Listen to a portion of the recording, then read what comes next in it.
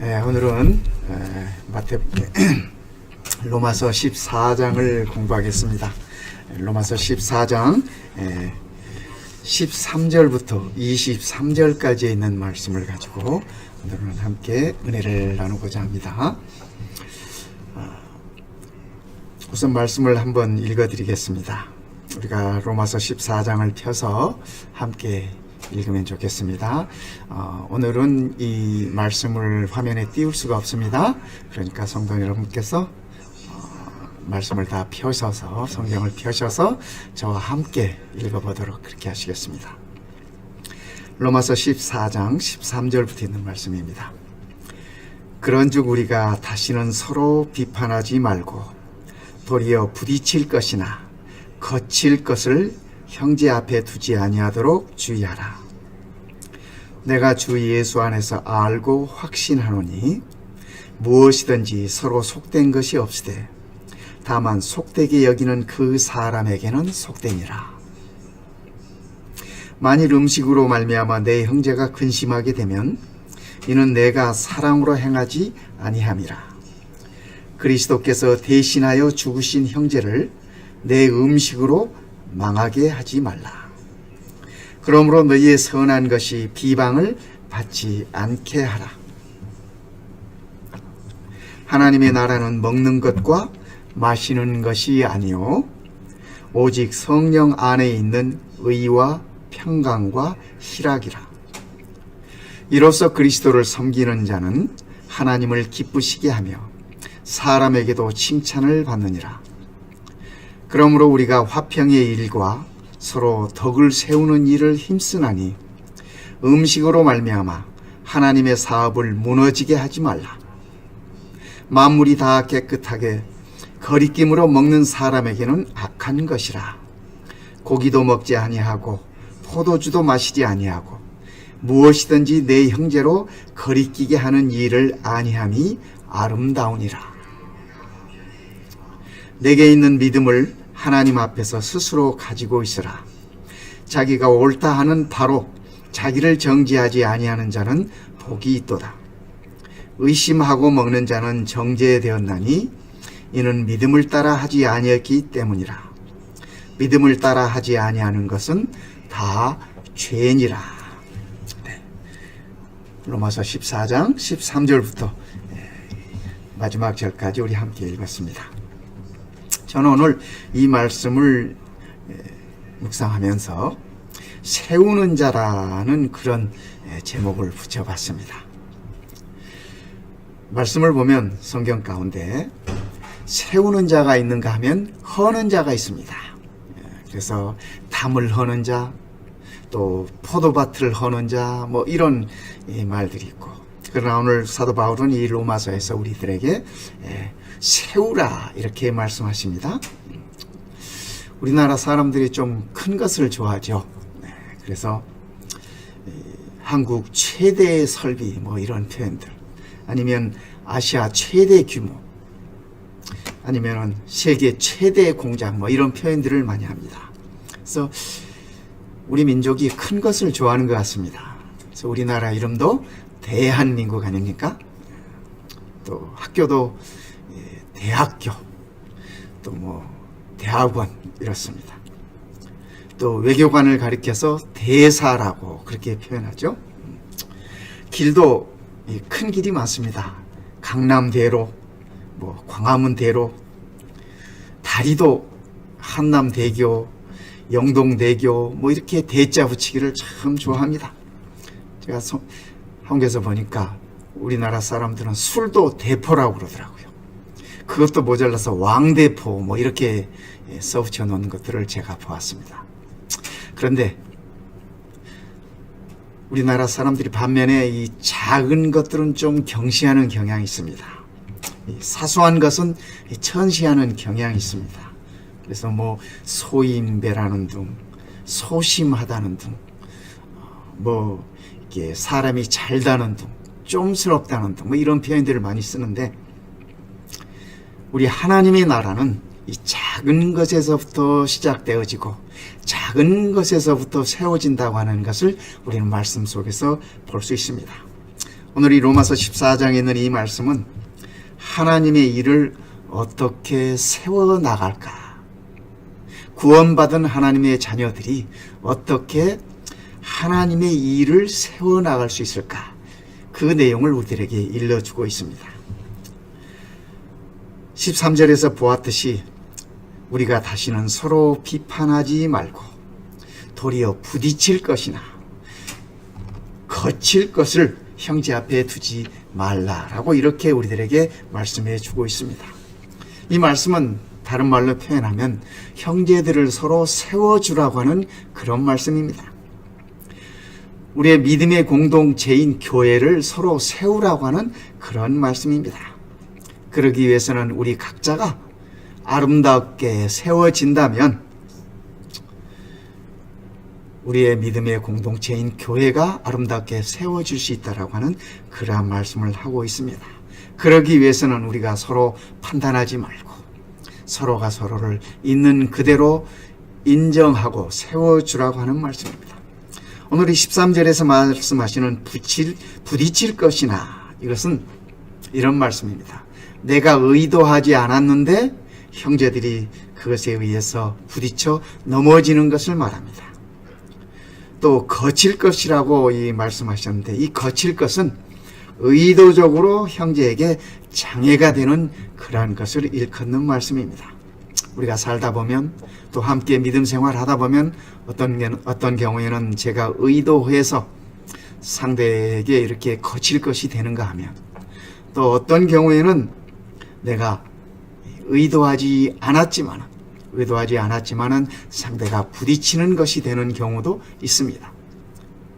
어쨌든 우리가 하나님의 자녀로서 이러한 의도하였던 의도하지 않았던 간에 이 모든 일에 서로 주의하여서 서로를 세워주라고 바울은 그렇게 우리들에게 말씀해 주고 계십니다. 그러면서 그 예로 음식을 언급하고 있습니다. 15절에 보면은 만일 음식으로 말미암아 내 형제가 근심하게 되면, 여기 형제가 근심하게 된다고 하는 이 말씀은 그의 믿음 생활을 이어갈 것인가, 신앙을 계속할 것인가, 교회에 나올까 말까, 이러한 근심을 얘기하는 것입니다. 그래서 음식으로 말미암아 형제가 근심하게 된다면 너희가 사랑으로 행하지 아니하였기 때문이다라고 그렇게 말씀하십니다. 그러면서 아주 엄숙한 말씀을 우리들에게 일러주십니다.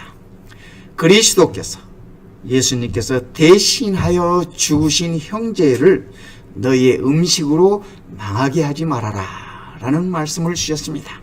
성도 여러분, 참 이 말씀은 우리가 깊이 새겨두어야 할 말씀 아니겠습니까? 우리 예수님은 그 형제를 구원하시기 위하여 십자가에 돌아가셨는데, 그 형제를 구원하기 위하여 대신 죽으셨는데, 우리가 음식을 가지고, 음식이라고 하는 작은 것을 가지고 그 영혼을 그리스도에게서 멀어지게 한다면, 교회에 나오는 일에 장애가 되게 한다면 이 일은 참으로 큰 일이다라고 하는 사실을 우리들에게 일러주고 계십니다. 우리 재림 성도들이 한 번쯤 깊이 생각해 보아야 할 그러한 신뢰가 아니겠습니까? 우리도 왕왕 때로는 우리의 믿음 생활하면서 또 이렇게 성도들의 공동 생활하면서 먹는 음식을 가지고 우리가 장애가 되고 거침이 되는 경우들이 있지 않습니까? 현미를 먹는 사람은 흰밥을 먹는 사람을 향해서, 또 흰밥을 먹는 사람은 현미밥을 먹는 사람을 향해서 서로에게 근심거리가 되게 한다면 그것은 우리 주님의 형제를 위한 그 죽으심을 헛되게 하는 것이라고 하는 사실을 우리들에게 일러주고 있습니다. 성도 여러분, 우리가 한 번쯤 깊이 새겨두어야 할 그러한 말씀입니다. 20절에는 이렇게 말씀하십니다. 음식으로 말미암아 하나님의 사업을 무너지게 하지 말아라. 참 이거 두려운 말씀입니다. 그렇지 않습니까? 우리의 신앙생활 하면서 또 우리의 믿음을 나눔에 있어서 음식을 가지고 하나님의 일을 넘어지게 하지 말아라. 무너지게 하지 말아라.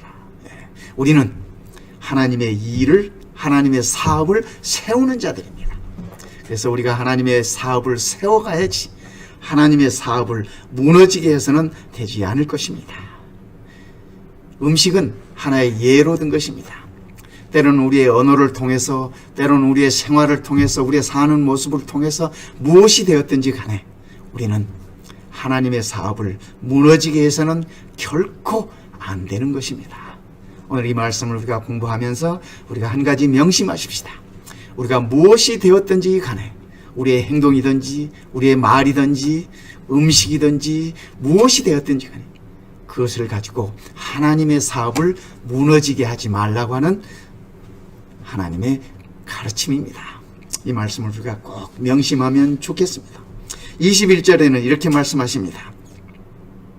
고기도 먹지 아니하고 포도주도 마시지 아니하고 무엇이든지 내 형제로 거리끼게 하는 일을 아니함이 아름다우니라. 오늘 이 말씀은 우리가 고기를 먹지 않는 것이 아름답고 포도주를 마시지 않는 것이 아름답다고 하는 말씀이 아니라 무엇을 하든지 무엇이 되었든지 간에 형제들을, 너희의 형제를 거리끼게 하지 않는 것이 아름답다고 우리들에게 그렇게 말씀하고 계십니다. 성도의 삶의 아름다움이 무엇인가? 그것은 형제들을 거리끼게 하지 않는 것이라고 그렇게 말씀하십니다. 우리가 먼저 신앙을 배운 자로서, 먼저 구원을 받은 하나님의 자녀로서 때로는 우리보다 늦게 오는 자들을 거리끼게 하는 경우는 있지 않는지 오늘 이 저녁 우리가 한번 깊이 생각해 보면 좋겠습니다. 성도 여러분, 우리가 무엇을 하든지 무엇이든지 우리의 형제들을 거리끼게 하지 마십시다. 우리의 형제들을 그리스도의 복음으로 인도하는데 우리의 최선을 다하십시다. 우리가 우리의 형제를 세우는 데 있어서는 보다 적극적인 방법이 있습니다. 무엇을 하지 말라 하는 것은 보다 소극적인 방법입니다. 그러나 적극적인 방법을 우리가 한번 모색해 보면 좋겠습니다. 17절부터 19절까지 이렇게 바울은 말씀하고 계십니다. 하나님의 나라는 먹는 것과 마시는 것이 아니요 오직 성령 안에 있는 의와 평강과 희락이라. 하나님의 나라는, 하나님의 나라의 본질은 먹는 것과 마시는 것에 있지 아니하다라는 말씀입니다. 그러나 제가 성경을 살펴보았을 때 하나님 나라는 잔치에 비유되어 있습니다. 신부의 잔치, 어린 양의 잔치, 생명과일을 먹고 또 우리 주님과 더불어서 함께 먹는 곳으로 그렇게 표현되어 있습니다. 그러나 잔치집으로 표현되어 있는 이 하늘 왕국이, 천국이 먹고 마시는 것이 다가 아니라고 하는 얘기입니다. 하나님의 나라의 본질은 의에 있습니다. 하나님의 나라의 본질은 화평에 있습니다. 평강에. 하나님 나라의 본질은 희락에 있습니다. 참된 즐거움이 있다라고 얘기를 하고 계시는 것입니다. 그러므로 우리가 화평의 일과 서로 덕을 세우는 일을 힘쓰나니 하나님의 자녀들이, 구원받은 하나님의 자녀들이 한 가지 분명하게 해야 할 일은, 신경을 쓰고 염두에 두어야 할 일은 화평의 일과 서로 덕을 세우는 일에 힘쓴 일이라고 이렇게 말씀하고 계십니다. 즉 상대방을 유익하게 하는 것이라고 그렇게 말씀하고 계시죠. 성도 여러분, 하나님을 모르는 사람들이 하나님의 나라를 어떻게 볼 수 있겠습니까? 그것은 하나님의 자녀들의 삶의 모습에서 그들은 하나님의 나라를 접하게 되고 하나님의 나라를 경험하게 되는 것입니다. 그래서 우리는 우리의 삶 속에서 의의 모습을 보여줄 수 있어야 합니다. 평강의 모습을 보여줄 수 있어야 하는 것입니다. 참된 희락의 모습을 보여줄 수 있어야 하는 것입니다. 우리가 우리의 삶 속에서 그러한 것들을 보여줄 수 있을 때 하나님을 알지 못하는 자들이 우리의 삶을 통해서 하나님의 나라를 접하게 되는 것입니다. 오늘 우리가 이 말씀을 꼭 기억하면 좋겠습니다. 언젠가 한번 오래전에 서울에 있는 롯데 호텔을 제가 이렇게 지나게 되었습니다. 그런데 평소에 볼 수 없었던 것을 제가 보았습니다. 호텔 중앙에 이 올림픽 기가 이렇게 걸려져 있었습니다. 보통 올림픽 기가 아무데나 이렇게 걸려 있지 않지 않습니까? 그래서 제가 물어보았습니다. 저 올림픽 기는 왜 걸려 있는 것입니까? 그랬더니 하시는 말씀이, 올림픽 위원장이 거기에 거하면, 그 호텔에 묵으면 올림픽 기를 개항한다는 것입니다. 세계 어느 나라를 가거나 세계 올림픽 위원장이 방문을 하면은 그가 묵는 숙소에 오륜기를 걸어둔다는 것입니다. 제가 그때 한 가지 배웠습니다. 올림픽 기가 걸려 있으면 그곳에는 올림픽 위원장이 계시는구나.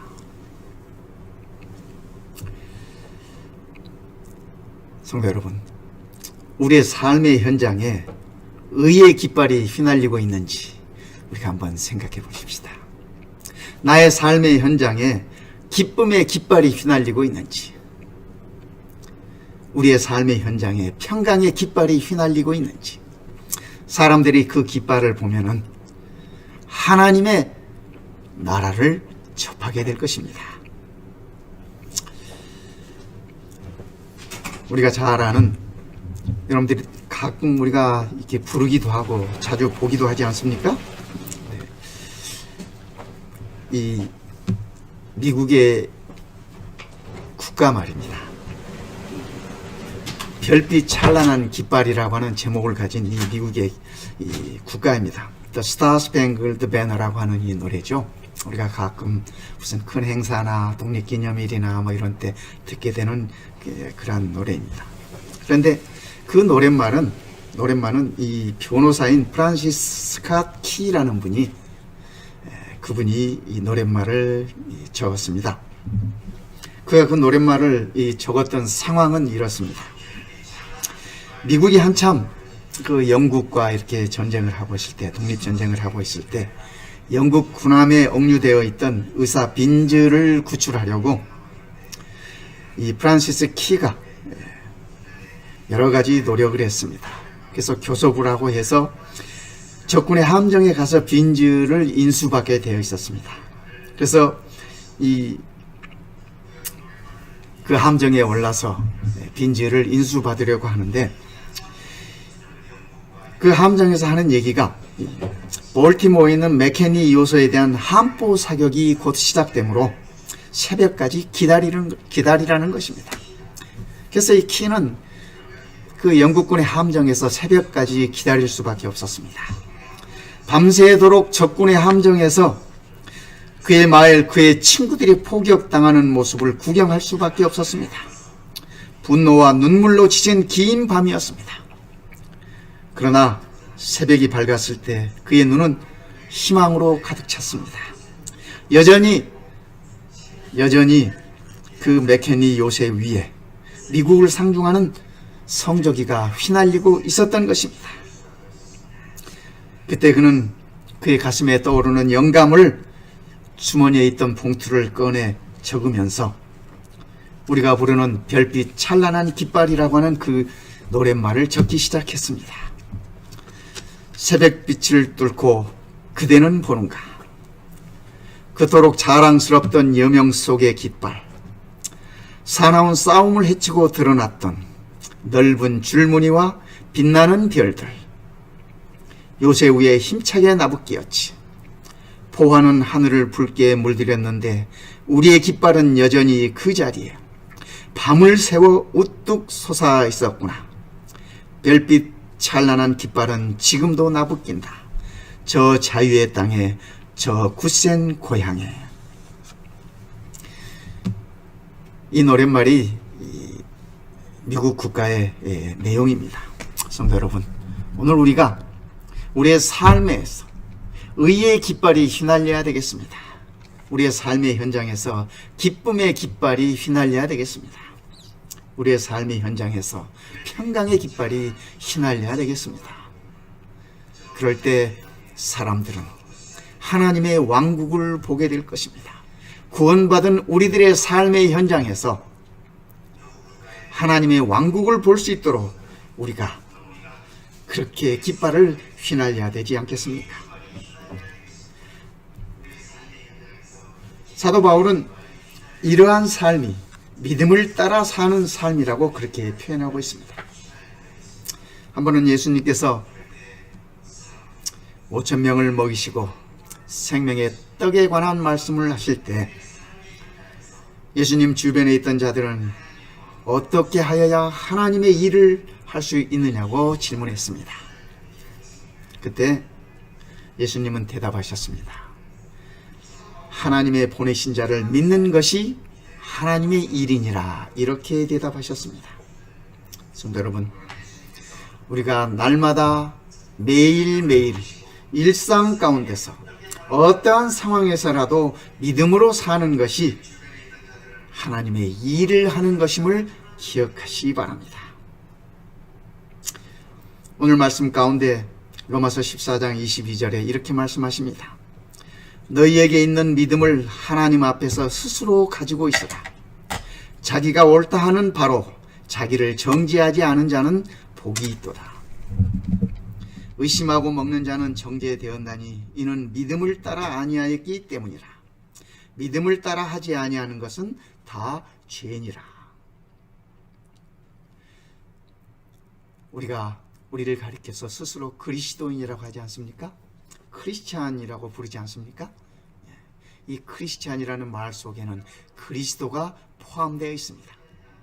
그리스도인이라고 하는 이 말 가운데는 그리스도가 그 안에 들어 있습니다. 성도 여러분, 예수님은 우리를 세워주신 분이십니다. 우리를 죄에서 세우셨고 절망에서 세우셨고 사망에서 우리를 세워주신 분이십니다. 우리를 건지시고 세우신 분이십니다. 그렇다면 오늘 우리도 구원받은 하나님의 자녀로서 세움받은 우리가 우리의 형제들을 세워야 되겠습니다. 이웃들을 세워주어야 되겠습니다. 교회를 세워주어야 되겠습니다. 그것이 구원받은 우리들의 삶의 모습임을 기억하시기 바랍니다. 저는 성경에서 많은 분들이 그의 형제를 세우는 분들을 알고 있습니다. 사울이 바울이 되기까지는 바나바가 그를 세워주었습니다. 오랜 시간 동안 인내하며 그를 세우고 또 세우고, 그래서 사울이 바울 될 수 있도록 끝까지 그를 세워주었습니다. 예수님의 메시아로서의 사역을 세우는 데 있어서는 침례 요한의 역할이 있었습니다. 침례 요한은 그가 죽기까지 예수님의 사역을 세우는 일에 그의 최선을 다했습니다. 그의 삶을 다 바쳤습니다. 이스라엘 사람들에게 있어서 가장 위대한 왕으로 손꼽히는 다윗 왕은 그가 왕으로 세움을 받기까지 그의 친구 요나단의 역할이 있었습니다. 요나단은 왕자로서, 왕의 아들로서 그의 자리를 넘보는 다윗을 향하여 그가 하나님으로부터 세움을 받은 자이기에 끝까지 그를 세우는데 그의 역할을 다하였습니다. 성도 여러분, 성경은 세워주는 자들의 이야기입니다.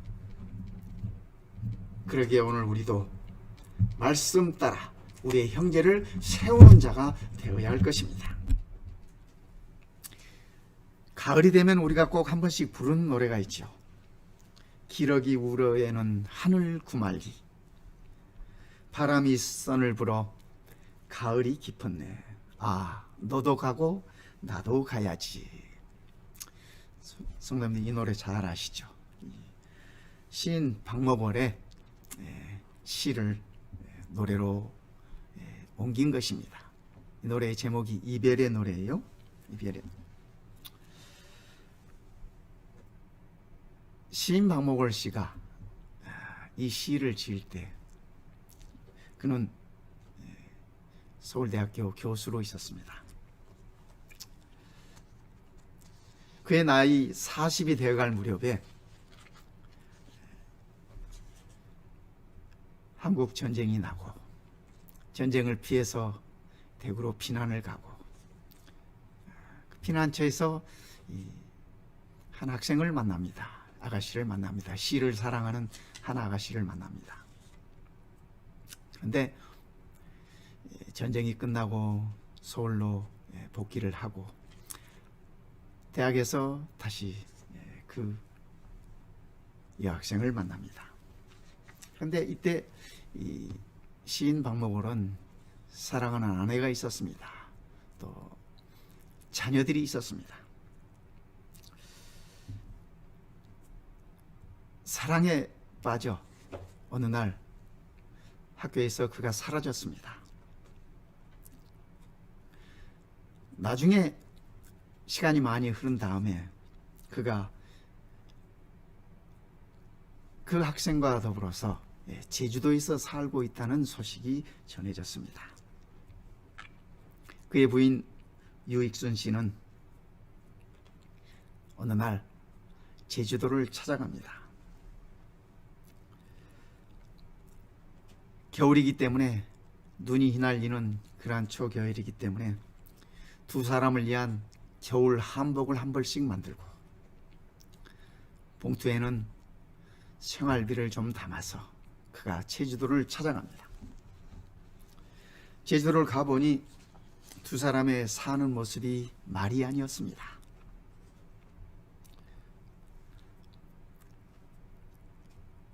그의 부인 유익순 씨는 아무 말 하지 않고 두 사람에게 겨울 한복을 전해주고 또 흰 봉투를 건네주면서 그곳을 떠나왔습니다.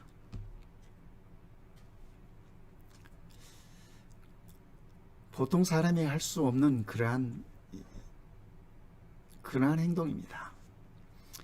그러나 그 부인의 그러한 행동은 시인 박목월 씨를 다시 세워주는 역할을 했습니다.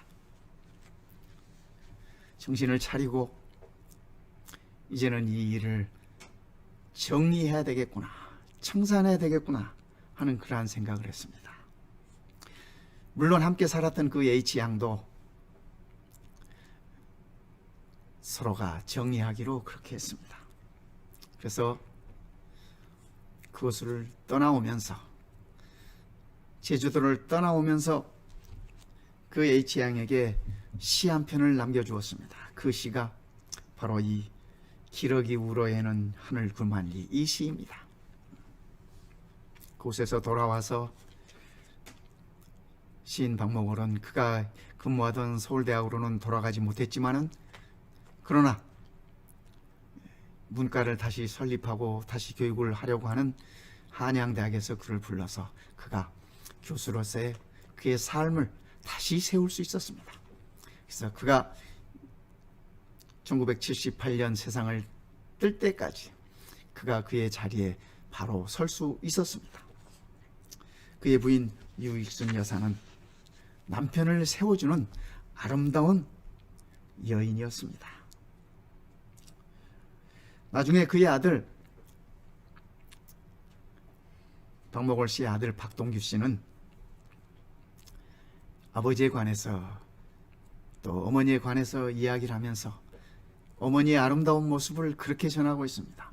한 번은 그가 6살 때 눈이 오는 추운 밤이었는데 아버지가 밥상을 가져오느라 하셨습니다. 그래서 어머니가 밥상을 행주로 깨끗이 닦은 다음에 방에 들여두었습니다. 그때 어머니는 6살 먹은 이 아들에게 3개월 된 동생을 등에 업혀달라고 해서 동생을 등에 업고 밖으로 나가셨습니다. 그 당시엔 책상이었기 때문에 밥상에 앉아서 박목월 씨가 시를 쓰곤 했습니다. 어머니가 아이를 놓고 밖으로 나가 혹시 시를 짓는데 방해가 될까봐. 이 아들은 아버지가 시를 쓰고 있는 그 방에서 잠이 들었습니다. 한참 잠이 들어 있는데 아버지가 그를 깨웁니다. 얘야, 12시가 다 되어 가는데 너희 엄마가 들어오지 않는구나. 가서 엄마를 찾아오너라. 아들은 눈이 내리는 그 밤에 엄마를 찾기 위해서 밖에 나갑니다. 아무리 둘러보아도 엄마를 찾을 수가 없습니다. 평소에 가까이 지내던 옆집 아주머니가 기억이 나서 그곳에 가는데 자기보다 큰 눈사람이 거기 있습니다. 놀라서 보니까 그의 어머니였습니다. 동생을 업고 머리에 수건을 뒤집어 쓴 채 눈을 막고 기다리고 있는 어머니의 모습을 보았습니다. 그가 어머니를 만나자 어머니 하시는 말씀이, 아버지가 시를 다 썼느냐? 아버지가 일을 다 마쳤느냐? 6살 먹은 아들은 기분이 상해서 별로 대답도 하지 않았습니다. 그의 어머니는 그런 분이셨습니다. 유익순 여사는 그런 분이셨습니다. 남편의 시를 쓰는 그 일에 방해가 되지 않기 위해서 추운 겨울이라도 방에서 나올 수 있는 그런 여인이었다고 합니다. 나중에 그의 아들 이 박동규 씨가 성장한 다음에 이분이 서울대학의 이 교수로 이렇게 봉직을 하셨는데, 그가 성인이 되어서 어머니에게 한번 물어보았다고 합니다. 어머니, 왜 그렇게 가난에 찌들려 있고 힘든 생활이었는데 왜 그렇게 아버지한테 그렇게 잘하셨습니까? 그때 그의 어머니가 하시는 말씀이, 야, 그래도 네 아빠가 시를 쓴 다음에 그 시를 맨 처음 나에게 보여주면서 읽어보라고 하셨단다. 나는 그 기쁨으로 견딜 수 있었단다. 이렇게 말하시더라는 것입니다. 성도 여러분, 유익신 여사의 남편을 세우는 그 아름다움을 우리는 보는 것입니다. 오늘 우리도 우리의 삶 속에서, 우리의 가정에서 서로 세워주는 역할을 할 수 있으면 좋겠습니다. 우리의 형제들에게, 우리의 이웃들에게 우리가 서로를 세워줄 수 있는 그러한 삶이 되었으면 좋겠습니다. 오늘 우리의 믿음의 공동체인 이 교회에서도 우리가 서로를 세워줄 수 있는 하나님의 구원받은 자녀로서의 삶을 꾸려갈 수 있다면 우리는 참으로 감사할 수 있겠습니다. 우리는 세우는 자가 되어야 할 것입니다. 우리 예수님은 분명히 우리를 세우는 자셨습니다. 그러기에 우리도 그분 따라 세우는 자가 되면 좋겠습니다. 믿음을 따라 하지 아니하는 것은 죄라고 말씀하시는 우리 하나님의 말씀이 있습니다. 오늘 로마서 14장에서 일러주는 이 말씀, 우리가 거치는 것, 장애가 되는 것, 무너뜨리는 것이 아니라 세우는 자의 역할을 다할 수 있는 우리 모든 성도들 되었으면 좋겠습니다. 오늘 이 안식일도 우리가 하나님의 은혜 속에서 서로 세우는 자들이 되기를 이 시간에 간절히 바랍니다. 이 말씀을 기억하면서 우리 함께 찬양하십시다. 631장입니다. 내 영혼 주의 은혜로 죄짐을 벗어버리니 이 슬픔 많은 세상도 기쁨의 천국 되도다. 이 아름다운 찬양, 믿음의 간증이 될 수 있는 이 아름다운 찬양을 우리 함께 하면 좋겠습니다. 함께 찬양해 보십시다. 631장입니다. 내 영혼 주의 은혜로 죄짐을 벗어버리니 이 슬픔 많은 세상도 기쁨의 천국 되도다.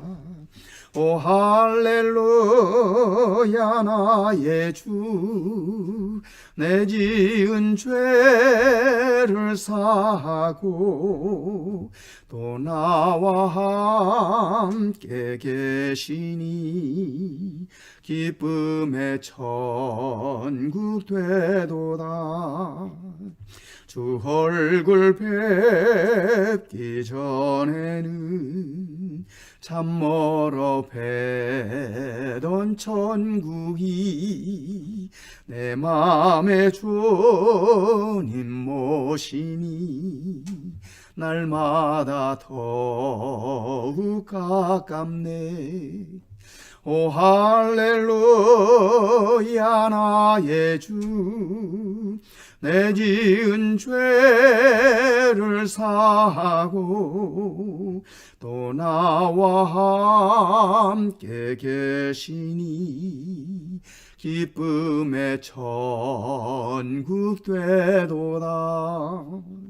내 비록 산과 들이나 혹초막 속에 거해도 내 주를 모신 곳이면 그곳이 천국 되도다. 오 할렐루야 나의 주 내 지은 죄를 사하고 또 나와 함께 계시니 기쁨의 천국 되도다. 기도하겠습니다. 우리 아버지 하나님, 아들 예수 그리스도를 우리들에게 선물로 주셔서 죄 가운데 사망 가운데 엎어져 있는 저희들을 세워주셨음을 인하여 참으로 감사드립니다. 이제는 우리가 다시는 넘어지지 않게 하옵시며 다시는 믿음에서 흔들리지 않게 하옵소서. 우리도 우리 주님처럼 세우는 자의 삶을 살 수 있도록 축복하여 주시옵소서. 하나님의 일을 세우고 하나님의 몸된 교회를 세우고 우리의 형제들을 세우는 아름다운 주여 자녀 되기를 원합니다. 아버지 하나님, 성령 하나님, 우리를 세워 주시옵소서. 오늘 이 안식일이 주께서 허락하신 평안과 참된 기쁨 속에 의의를 경험하는 아름다운 안식일 되도록 축복하여 주시옵소서. 우리 모든 성도들 가정마다 함께하여 주시고 코로나 바이러스를 통하여 고통 중에 있는 수많은 하나님의 자녀들, 그들을 긍휼히 여겨주시고 속히 이 어려운 시간에서 벗어나도록 인도하여 주시옵기를 우리 주님 예수님의 이름으로 간절히 기도드리옵나이다. 아멘.